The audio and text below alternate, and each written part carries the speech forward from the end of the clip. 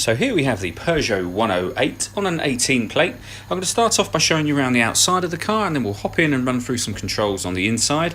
But from the outside you can see it's a 5-door car with alloy wheels and tinted windows. Let's start off inside the boot and then work our way around the rest of the car from there. So as we approach the boot, you'll see we've got plenty of space in there, along with that 50-50 split folding rear seat should you wish to increase that space even further.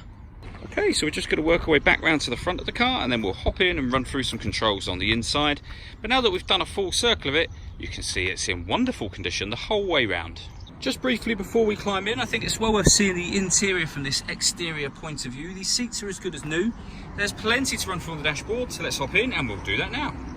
Okay, so now that we're inside the car, we're going to start with the dials. On the left-hand side, we have the rev counter, we have the speedometer in the middle, and then in the middle of that, we have a trip computer which will display various pieces of information, including the total miles for the car, which are only 1,915, so very low mileage.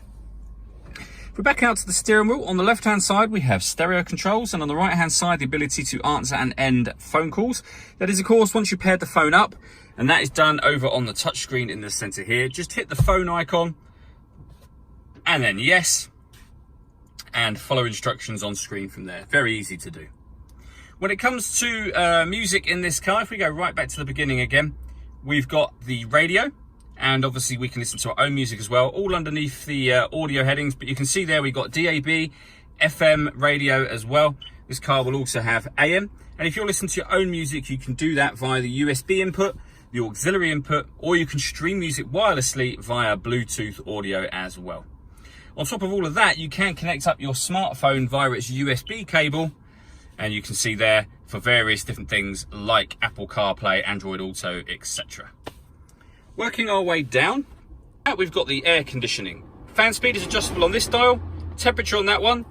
You can determine the direction of the airflow with that one, and then to turn the air conditioning on or off, it's this button. So it's off or back on again. The slider at the bottom will either recirculate air that's currently in the car. That's a great way of heating it up or cooling it down quickly, depending on the temperature you set here, or you're bringing in fresh air from outside. Underneath that, we have USB and auxiliary inputs, as well as a 12-volt charging socket, and then a 5-speed manual gearbox. All that leaves me to say is thank you for taking the time to watch this video. If you'd like to come and see the car in person and have a test drive, please feel free to call any of our MJA sites. We'd love to hear from you soon.